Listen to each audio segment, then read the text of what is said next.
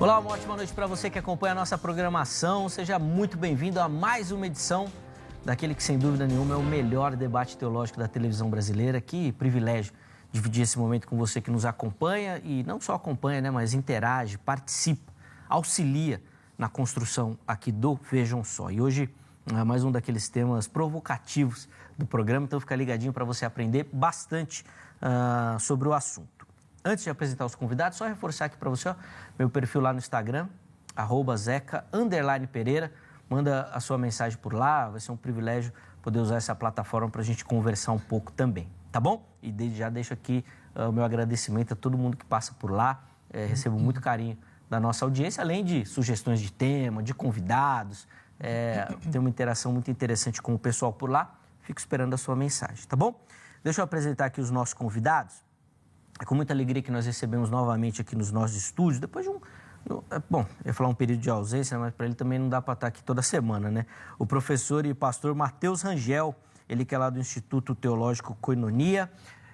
Matheus, graça e paz, uma ótima noite, seja bem-vindo. É uma alegria recebê-lo, meu irmão. Amém, pastor Zeca, muito obrigado a toda a equipe aí do Vejam Só. Estamos desde fevereiro sem vir aqui, né? Acho que foi o período mais extenso que ficamos sem comparecer a São Paulo e nos debates. E hoje a gente está aqui para defender esse tema, de que a Bíblia, de fato, ela tem ferramenta para curar todas as pessoas. É óbvio que estamos caminhando para a morte, mas certamente a Bíblia tem as ferramentas. Queria deixar só um beijo para minha esposa, que fez aniversário ontem. Boa. Tá? 30 anos aí, que Deus te abençoe, meu amor. A minha filha, Clarice, que está lá com ela. E os nossos alunos da Quadrangular, da ADECOM, da IAB, os alunos à distância, os alunos da Resplendor também e os alunos da turma do Gabriel Ramalho, que Deus os abençoe. O homem é fera na questão acadêmica, tem da aula da aula de tudo, né? De português, isso, de grego, a gente tem de até hebraico, Novo Testamento. A gente tem até aqui alguns materiais no nosso curso de grego, por exemplo, que é um curso do básico, do 0 até o avançado, tá bom? Vale muito a pena para quem quer começar, iniciar mesmo, dar os primeiros passos e quem quer ser professor de grego também. Então, ele aqui é um material excelente que a pessoa hoje pode começar tanto de grego, quanto de língua portuguesa, quanto o de hebraico ou qualquer outro curso nosso. Vamos fazer o seguinte, então. Os contatos do professor Matheus já aparecerão aí na tela, tá bom? E nós vamos deixar salvo no nosso perfil oficial do Instagram, o @programa Vejam Só. Tem interesse? Manda por lá. Manda mensagem lá, fala que assistiu aqui no Vejam Só, que a bênção vem completa. Ô, glória, é isso aí. Matheus, obrigado, viu, meu irmão? Obrigado. De novo, sempre um privilégio ouvi-lo, aprender contigo. Deus tem derramado graça aí nessa área acadêmica mesmo, meu irmão. Dá pra gente falar assim, mais vulgarmente, né? Meu irmão é monstro, manda muito bem. Obrigado, irmão, pelo carinho. E nós temos também o privilégio de receber nessa noite o pastor Guilherme Rocha. Ele que é ministro da Igreja Reformada em Taubaté. Pastor Guilherme, graça e paz, uma ótima noite, bom reencontrá-lo. Seja muito bem-vindo, meu irmão. Graça e paz, pastor Zeca. É sempre um prazer tê-lo, poder estar de volta aqui, né, de alguma forma, fazendo debates.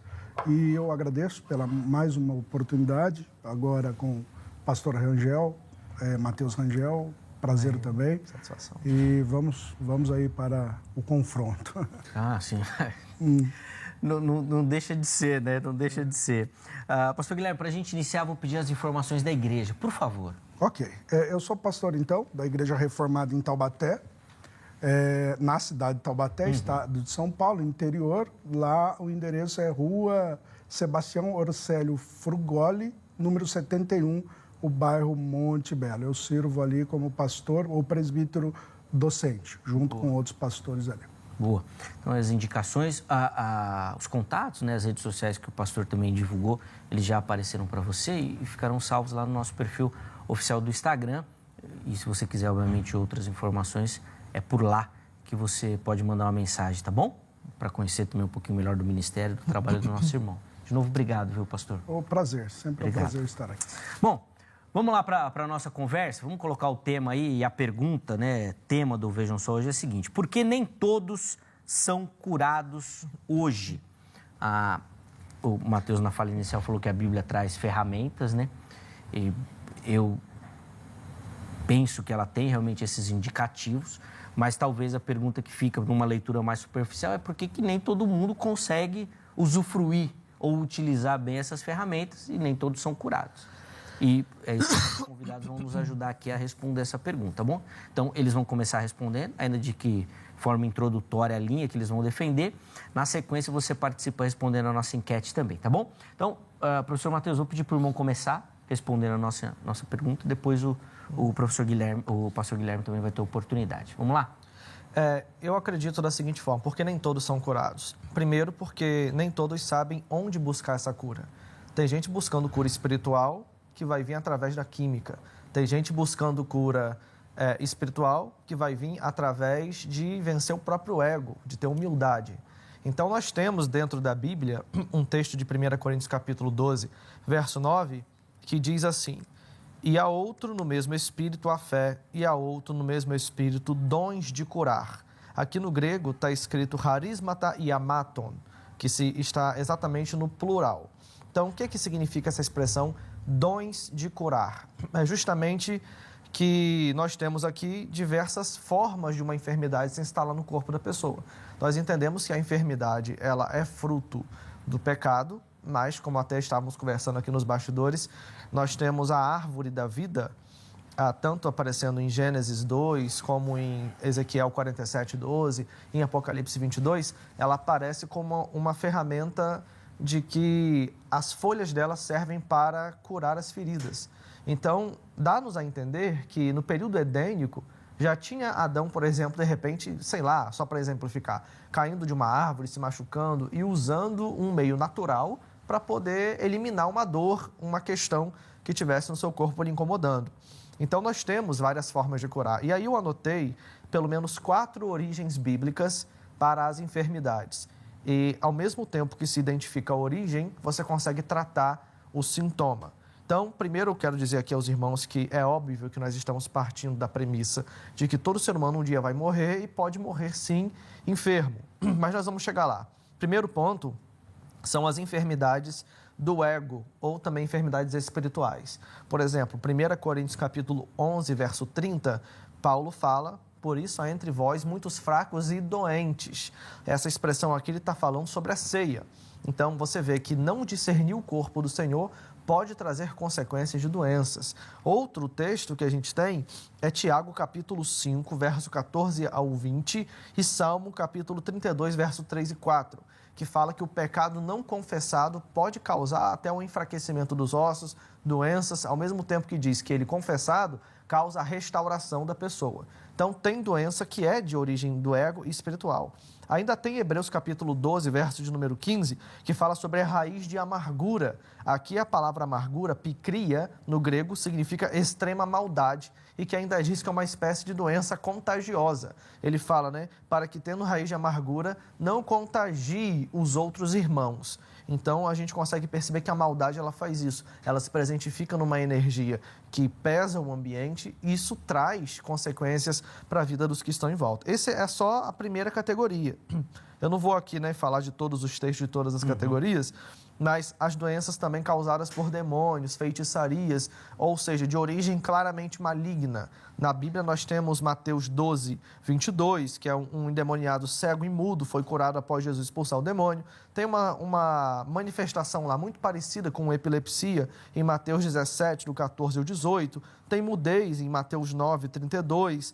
Tem loucura e autodestruição, que é o caso do endemoniado gadareno. Tem também enfermidades crônicas, que é o caso de Lucas 13. Todas essas foram resolvidas imediatamente com exorcismo. Preciso também fazer um adendo de que cegueira, mudez, epilepsia, e loucura, ou seja, um estado mental de nula razão, não são necessariamente demônios, tá bom? Demônios causam todos esses tipos de problemas, mas esses problemas não são todos igualmente causados por demônios. Tem problema genético, enfim, e por aí vai. Tem também doenças para serem tratadas naturalmente. Como assim, professor? Timóteo, em 1 Timóteo capítulo 5, verso 23, Paulo fala para ele, coloca um pouquinho de vinho junto da água, por causa das suas enfermidades estomacais. Naquele tempo funcionava assim, eles andavam e tinha na entrada da casa uma espécie de barril, assim, de barro mesmo, e era cheio de água, eles passavam um copo, pegavam a água e tomavam. E aí os íons, né, as moléculas de sujeira, soltavam desse barril e contaminavam a água. Então, quando botavam um pouquinho de vinho, a molécula do vinho se atrelava à sujeira, fazia um processo de decantação. O vinho era mais puro que a água, mais limpo, né? Isso aí. E ele conseguia conectar, né, juntar as bolas de sujeira, deixar no final e a água por cima ficava purificada. Então, Paulo, como erudito romano, possivelmente entendeu que a origem das enfermidades estomacais de Timóteo era água contaminada. Né? Tem ainda as enfermidades que Deus usa como tratamento, como é o caso de Jó, o caso de Trófimo, que Paulo fala, inclusive, que ele foi deixado enfermo e nós nem temos um relato de cura. Tem Epafrodito, que quase morreu, mas a Bíblia mostra que ele foi curado para gerar uma salvação, um efeito na vida de Paulo. E também, se a gente considerar que o espinho da carne de Paulo era uma enfermidade, Deus não cura Paulo, Deus dá graça para ele conviver com aquilo. Então, cada caso é um caso. Boa. Bom, é óbvio que o assunto é muito complexo, né? Nós vamos tentar abordar aqui o máximo possível. Sim. Mas eu quero te ouvir, pastor Guilherme, por favor. Tranquilo. Eu acredito que algumas doenças, e um ponto que eu acho importante, principalmente na atualidade, é muitas vezes a gente colocar totalmente em categorias de doenças, coisas que estão e deve ser tratado num ambiente mais religioso, no sentido de pecado e reconhecimento, como é o caso da própria ceia, né? Que é doenças ou pessoas enfermas devido a pecado, né? E a gente tratar na sua categoria exata, porque falar que é doença, em certos aspectos psicológicos ou algum ambiente antigamente todas as doenças tinham marcadores fisiológicos e biológicos. Hoje, qualquer coisa está na categoria de doença e isso é um eufemismo, na realidade, é um pouco complicado para dizer sobre pecado. Então, com muito carinho, muito amor, a gente tem que dizer, por exemplo, algumas depressões. Claro que a gente tem que entender o ambiente e não ser taxativo ao dizer, não, a pessoa está depressiva pelo pecado. Mas existem ambientes ou categorias que se colocaram algumas coisas que vai trazer problema. Mas a minha questão é de dizer que a Bíblia, no seu aspecto de compreensão ou cognição, que nós podemos encontrar toda a cura pela capacidade compreensiva ou cognitiva, eu não acredito. Eu acredito, sim, que as causas ordinárias, como a fé, como a confissão de pecado, como a unção com óleo, lá em Tiago, é dito, a intercessão do povo de Deus, eu acredito que são meios ordinários estabelecidos por Deus, mas não a causa eficiente. A causa eficiente da cura é sempre Deus, por mais que Deus estabeleceu, né? Nós vemos textos que Deus não curou por incredulidade, Jesus lá em Nazaré. Mas claro que, por que ele assim não fez? Claro que também para mostrar a sua justiça, o seu juízo, e o texto, por exemplo, de Lucas, capítulo 4, a partir do versículo 17, diz que a própria incredulidade era para manifestar juízo, né? Tanto é que Deus não curou de maneira universal, né, ou universalista, e sim seletiva. E as curas eram mostradas em aspectos diferentes, né? Nós vemos Jesus muitas vezes usando de aspectos diferentes para curar. Então, por mais que as causas ordinárias sejam de fato fé, né, a pessoa precisa ter fé para ser curada, precisa de intercessão, precisa de confissão, mas, por exemplo, nós vemos no tanque de Betesda, aquele homem nem sabendo quem era Cristo, né? Não sabendo, tanto que quando Jesus diz, você quer ser curado? Ele fala, não tem ninguém que me lance, né? Não estava voltando para Jesus, não compreendia que era Jesus. Depois Jesus o encontrou no templo. Então, e aí Jesus adverte ele para que mal, pior não suceda. Então, nós notamos sim que a Bíblia tem, claro, que a gente pode compreender Deus e pela fé, que é a causa ordinária que Deus atua curando, mas não é a causa eficiente. A causa eficiente da cura é a soberania de Deus. Pode ser que alguém tenha fé e não seja curado, como exemplos citados. Eu não duvido que Timóteo não tivesse fé suficiente para ser curado. Mas então Paulo usou um elemento ali natural, como é a citação do professor, como o Trófimo, deixado enfermo, né? Paulo podia falar, você não vai ficar enfermo não, deixa eu voltar e te curar e deixa eu seguir minha caminhada. Não, ele ficou enfermo. E eu não duvido que ele não tinha fé suficiente para ser curado. E um ponto mais importante é o próprio Paulo, de 2 Coríntios, capítulo 12, a partir do versículo 7, que ele fala de um espinho na carne, a gente não sabe o que é, mas possivelmente uma enfermidade, vamos colocar assim. E ele tinha fé suficiente, inclusive orou para que Deus o curasse daquele espinho na carne, e Jesus simplesmente, soberanamente disse: a minha graça te basta. E ele automaticamente respondeu que sentia agora prazer naquilo que ele pediu para tirar, porque aquilo aperfeiçoava ele. Então, ele entendia quando numa enfermidade ou quando numa situação de dificuldade, ele, sendo fraco, ele estava forte. Então, veja que a doença, que é um elemento do pecado, sem dúvida que sim, levando ao ponto máximo que é a morte, mas ela tem a maneira de Deus trabalhar sobre ela, inclusive no processo de santificação do cristão. Boa. Bom, nós vamos colocar essas questões aí na mesa para a gente falar também. E antes de devolver aqui a palavra aos meus convidados, deixa eu abrir a enquete para você que nos assiste participar também. Você faz isso acessando o nosso perfil do Instagram, @programa Vejam Só. Lá tem toda a comunicação, né? Você viu que eu já falei aqui do contato dos nossos convidados que fica lá. E você encontra também as nossas enquetes. Vamos colocar aí na tela para você a pergunta que a produção deixou por lá. Na verdade, não é uma pergunta, né? A ideia é você completar a frase.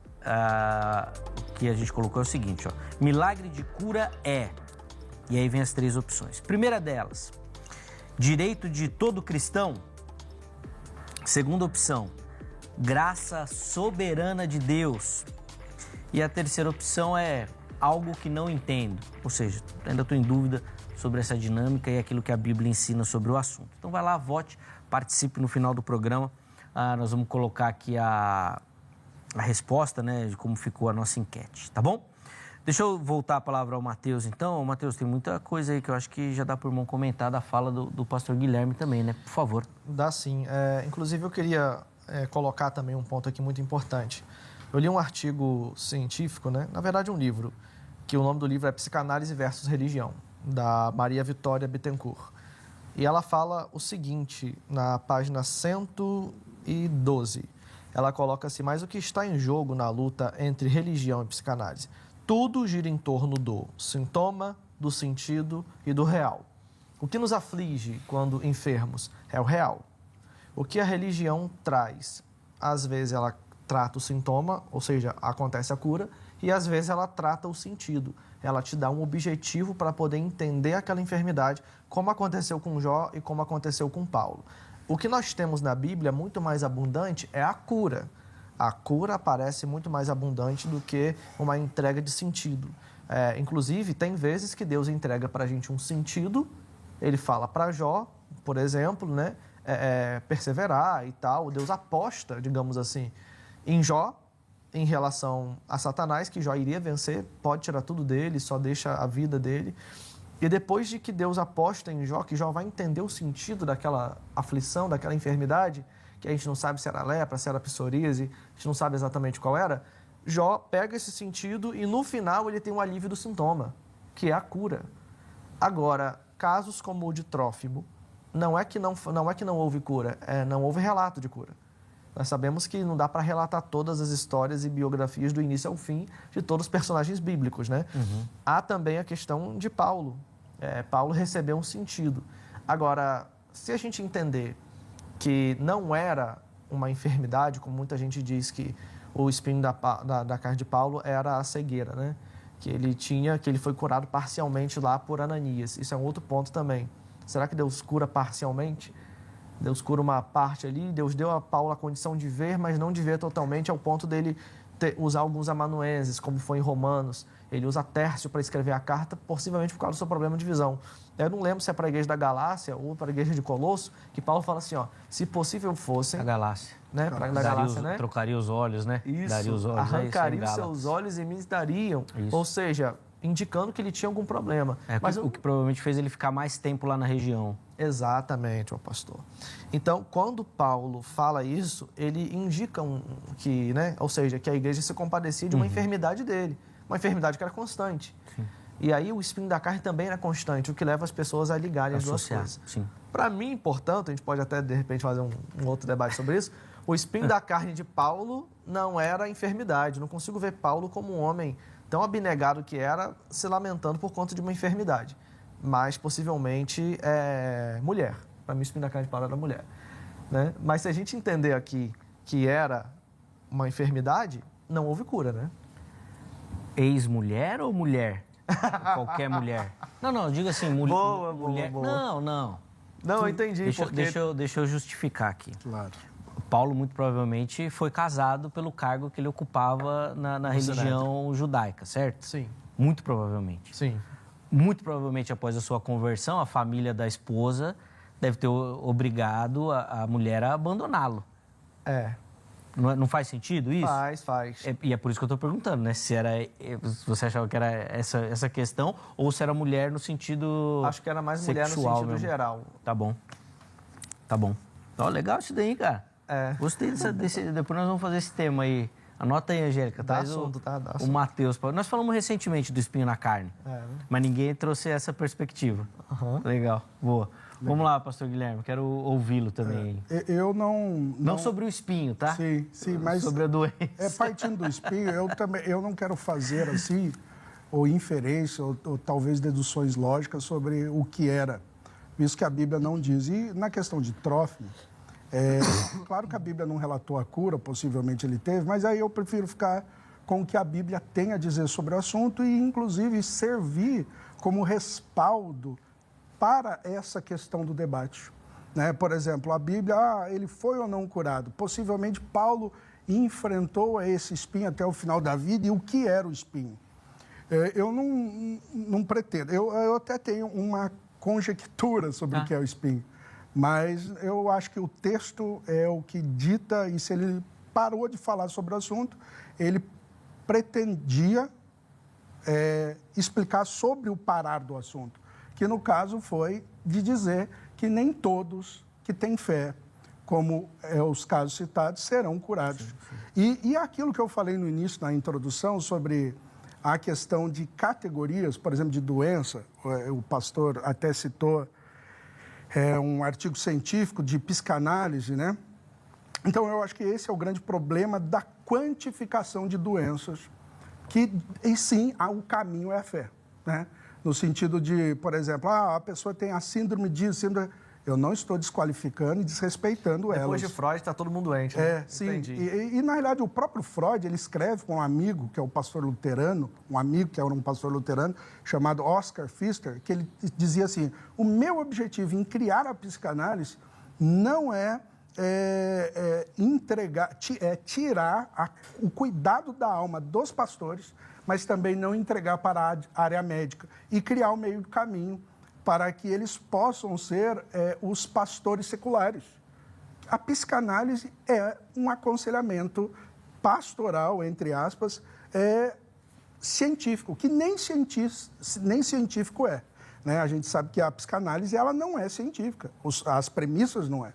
Então, assim, e infelizmente, quando isso se introduziu no cristianismo, aí a gente perdeu aspectos do poder de cura da própria palavra do Senhor.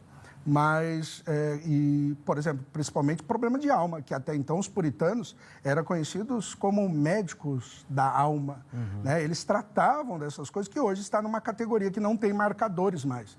Outrora era doença, tem que ter marcador fisiológico e biológico. Mas doença da alma é cuidado pelo pastor, pela palavra do Senhor e tal.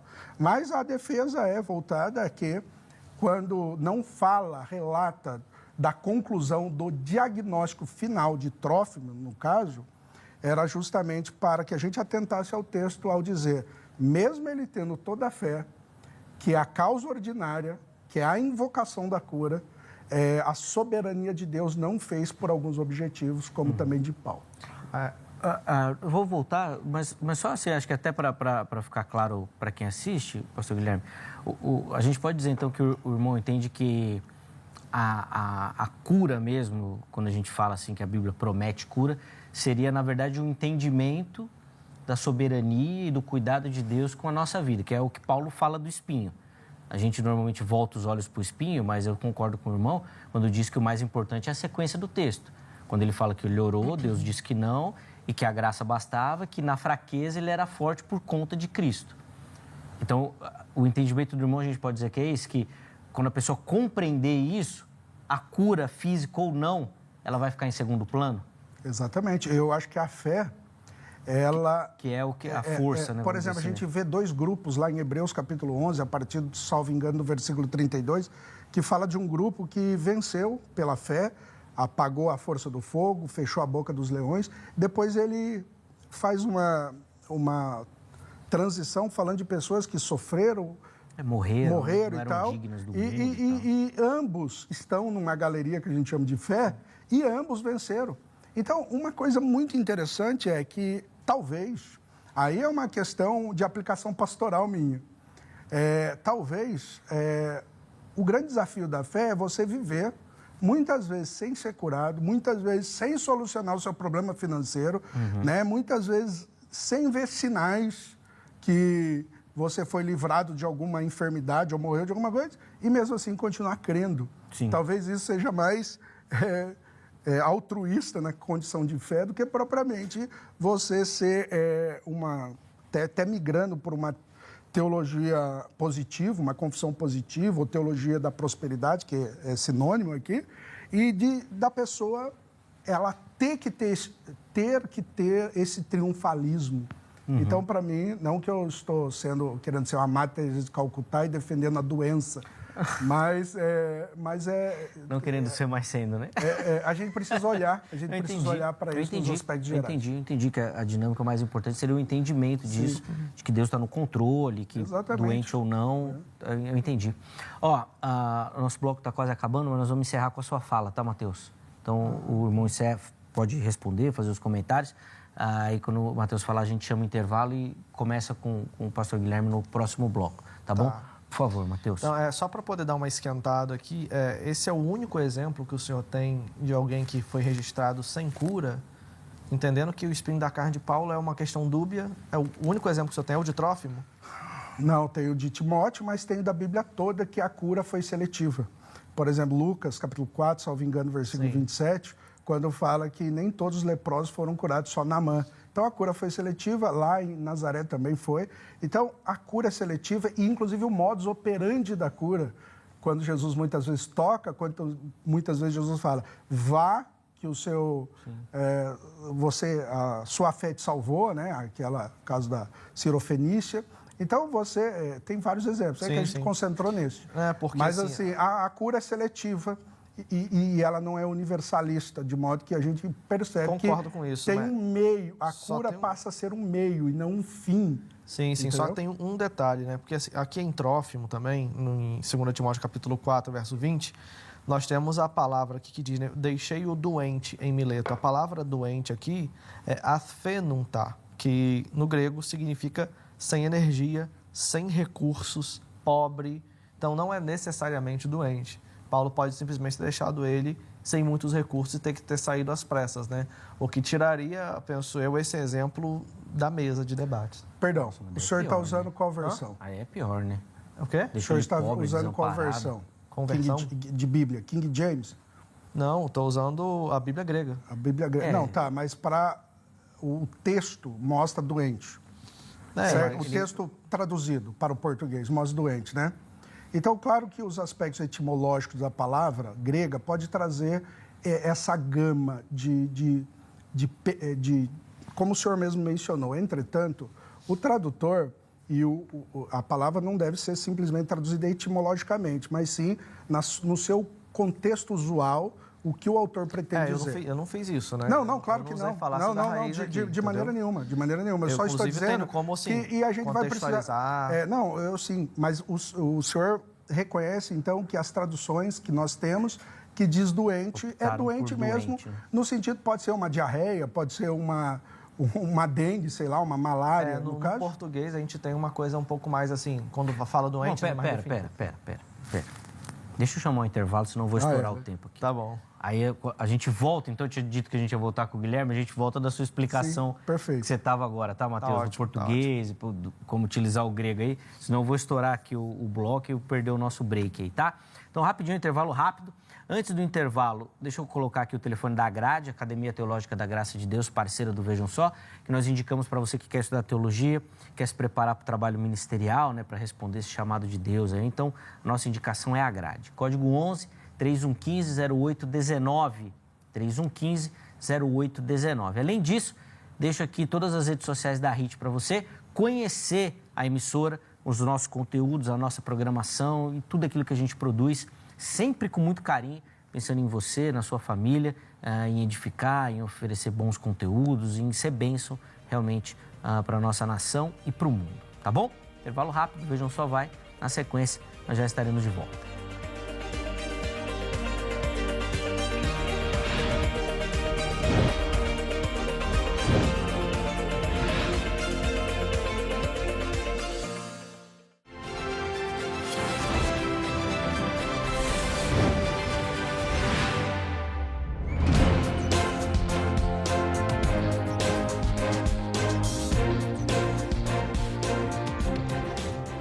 Muito bom, já estamos de volta com o Vejam Só, intervalo rapidíssimo aí na nossa conversa, hoje recebendo aqui o professor e pastor Matheus Rangel, o pastor Guilherme Rocha, falando sobre a cura e respondendo a pergunta, né, provocativa do programa de hoje, por que nem todos são curados hoje. O primeiro bloco você viu que já teve bastante conhecimento e nós encerramos, eu tive que cortar, né, na verdade, a explicação do professor Matheus sobre o uso do termo grego, que ele finalizou aqui o primeiro bloco.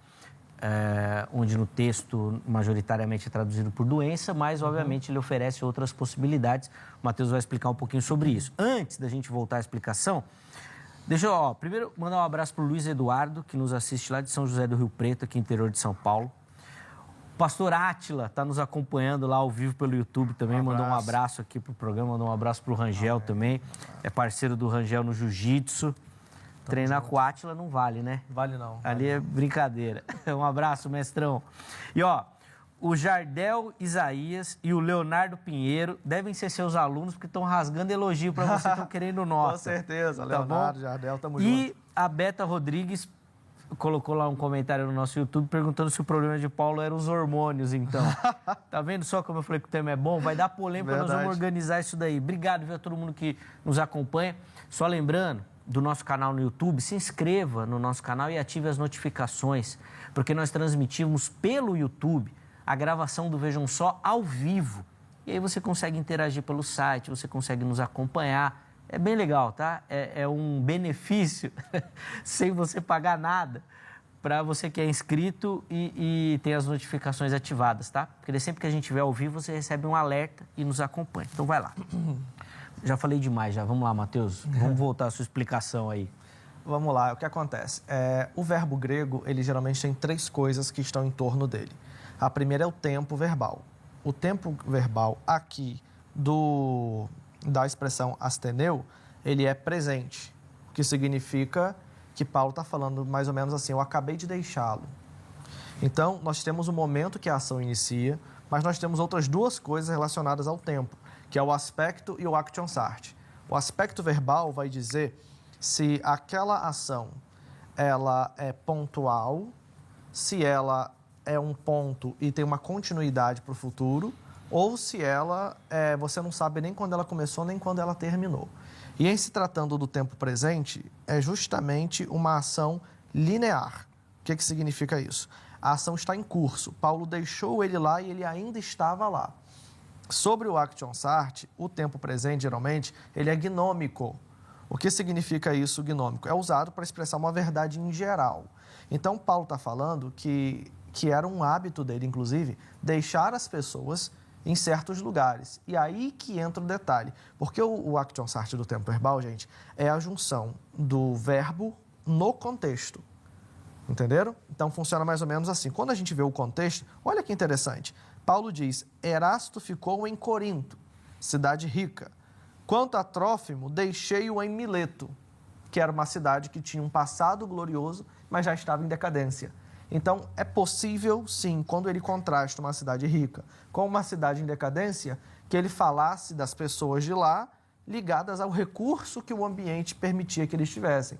Isso favorece muito a interpretação de que Paulo o deixou lá sem recursos e não necessariamente com doença física. Entenderam? Então, isso... E aí alguém pode falar assim, você quer ser melhor do que os tradutores da Bíblia? É óbvio que não. Mas o doutor Cássio Murilo, ele fala algo muito interessante, que é inclusive um dos tradutores. Ele tem um doutorado na UF e tal, um cara é diferenciado, na USP, né? Ele fala assim no seu livro Metodologia Exegética 2.0. A primeira parte do trabalho exegético é traduzir o texto. Não para que você chegue a uma conclusão melhor do que os que já traduziram, mas para que você se torne ciente de todos os problemas que eles enfrentaram para traduzir e conseguir pesar as questões.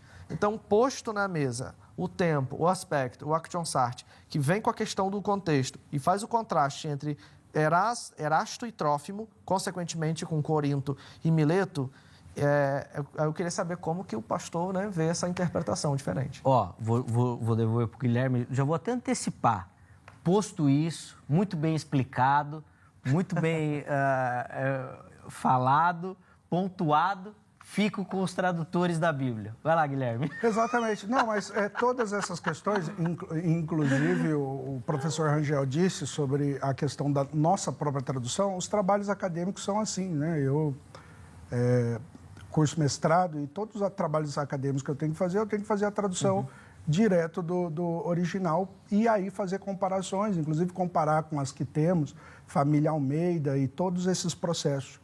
Mas, independente disso, se foi doente ou outra coisa, os tradutores colocaram assim, e a gama de questões apresentadas aí pode ser legítimo, mas não tem só esse texto para dizer sobre essa questão, e eu acredito que esse texto nem ampara a nossa discussão profissional, né?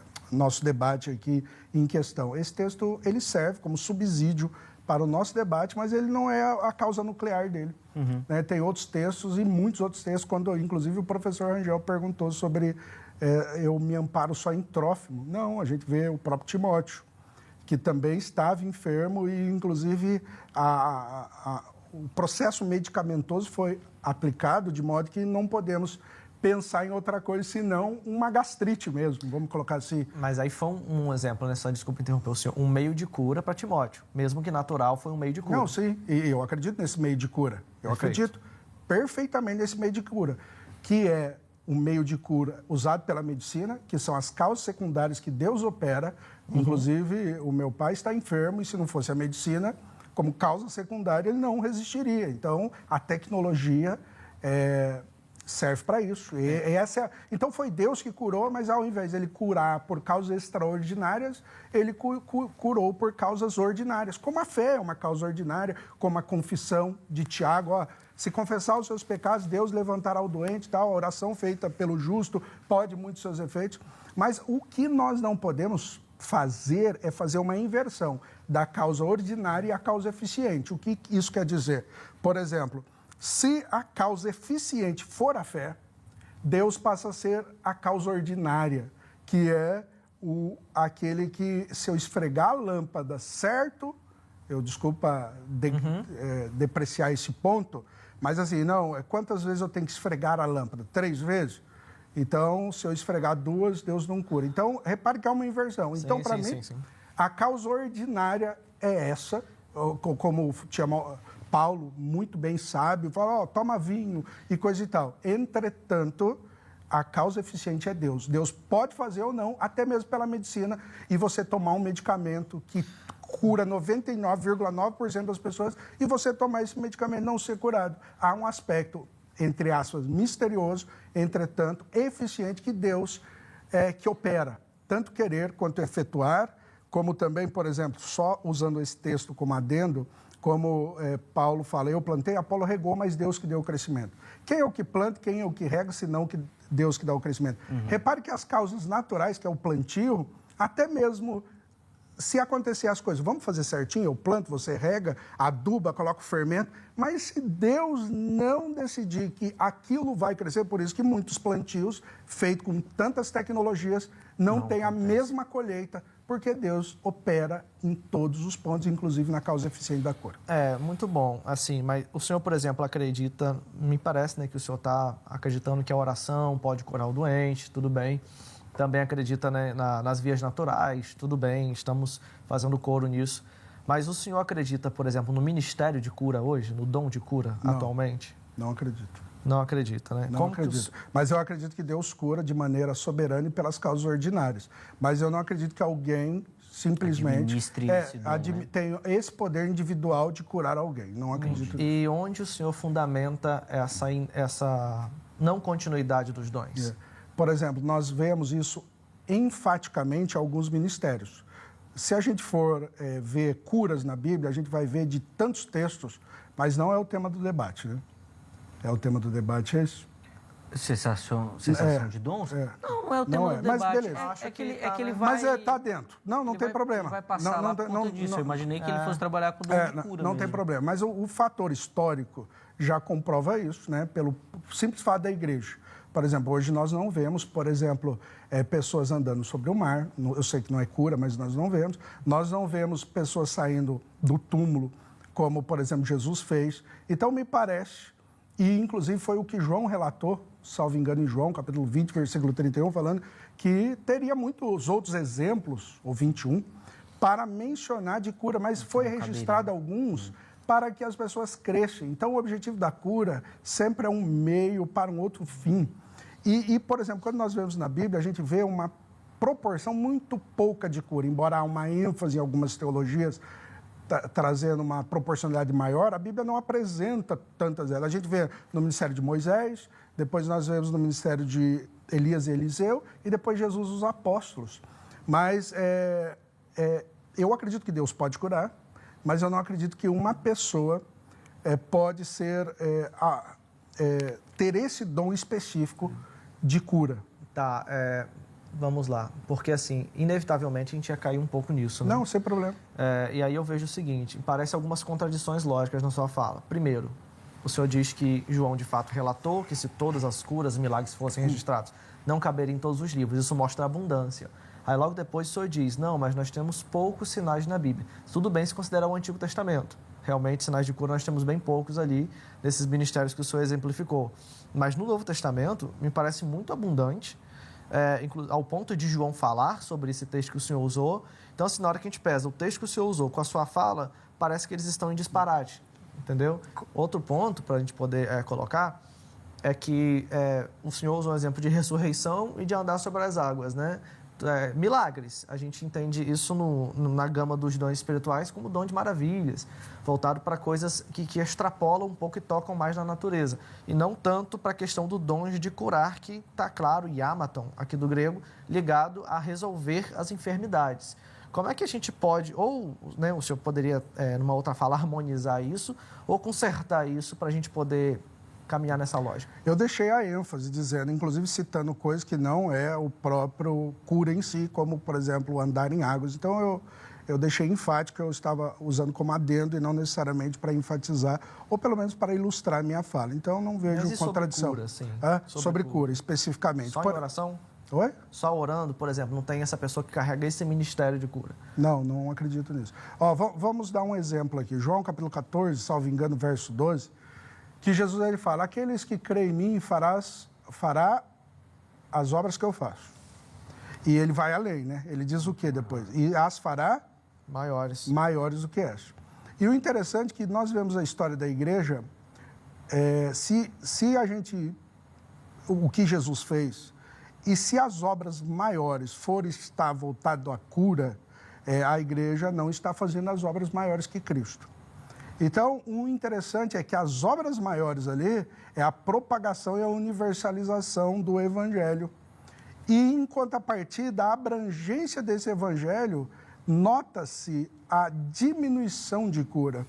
Então, veja que a cura servia para um propósito. E qual era o propósito? Autenticar o ministério de Cristo, Um exemplo, quando João Batista ficou meio que desconfiado, já preso, e perguntou para Jesus, pergunta se é ele ou devemos esperar outro. Como que Jesus responde em Mateus capítulo 11?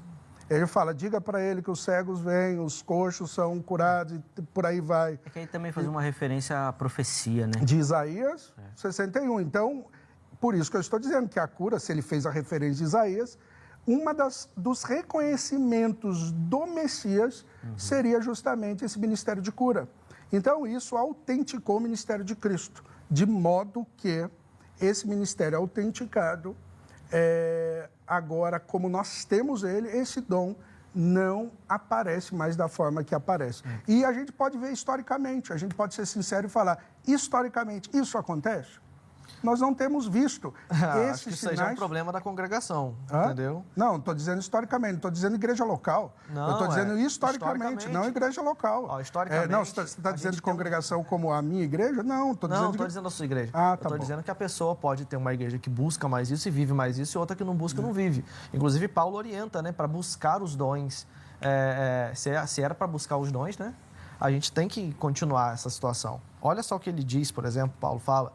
1 Coríntios, capítulo 1, verso 7, que de maneira nenhuma, nenhum dom vos falte até a manifestação da glória de Cristo. Então, assim, para nenhum dom faltar. O de cura está ali.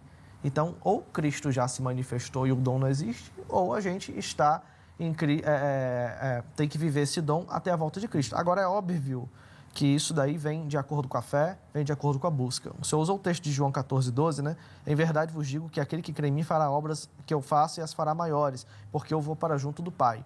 Aqui esse texto está muito fácil de entender, ao meu ver, porque a expressão grega que ele usa aqui para se referir ao adjetivo, né, obras maiores, é meizona. Meizona é um adjetivo comparativo que não só significa maiores, mas significa mais larga. É exatamente o que eu disse. Exatamente, o que favorece a pregação do Evangelho, exatamente o que eu disse. Alcançando mais pessoas. Se nós fôssemos contar, por exemplo, o número de pessoas que foi curada, vamos colocar aqui, no século XX, em relação ao século I, provavelmente nós temos um número maior.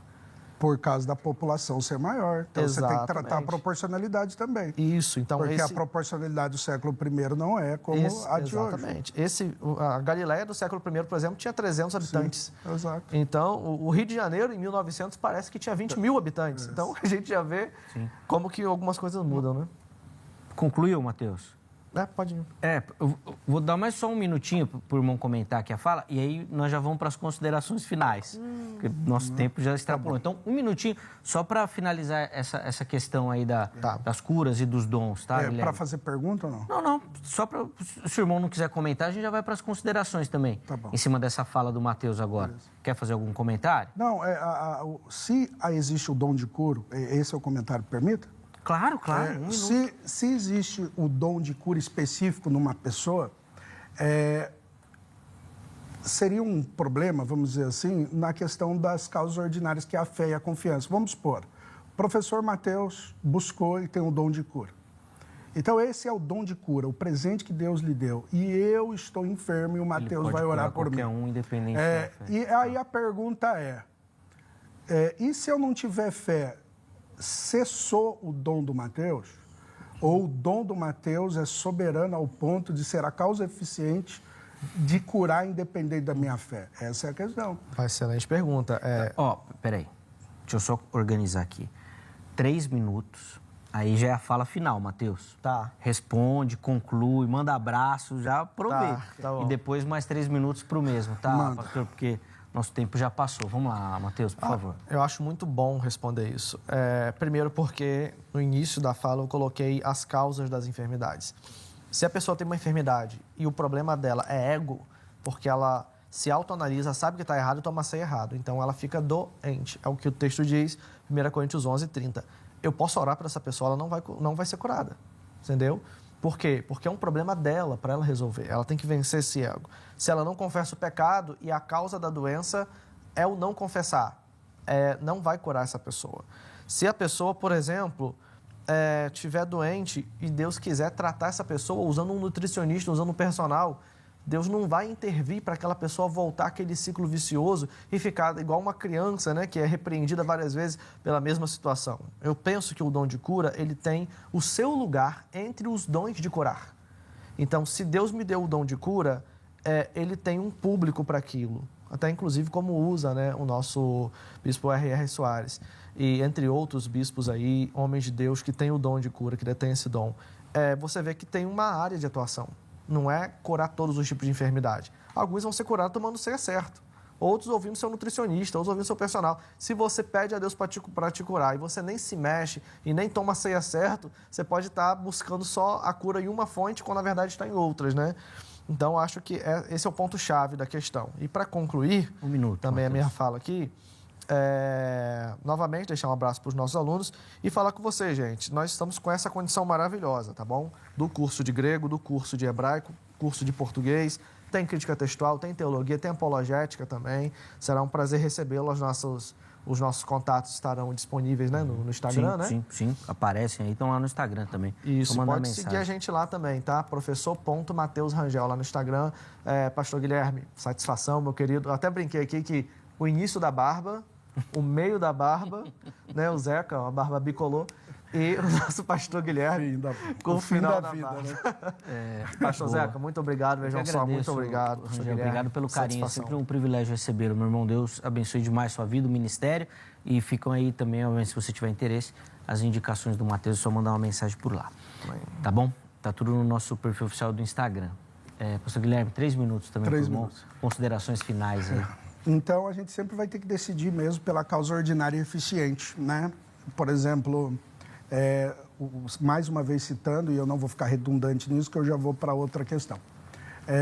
Se o pastor tem o dom, mas o que vai impedir a eficiência do dom é a falta de fé de uma pessoa, a gente nota que a causa eficiente não é nem o dom, e possivelmente nessa condição poderia ser a causa eficiente a fé que faltou e por isso efetivou na questão de não ser curado.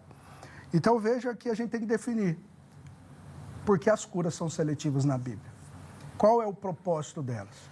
Então veja Mateus capítulo 28, não é Mateus Rangel, é Mateus o apóstolo.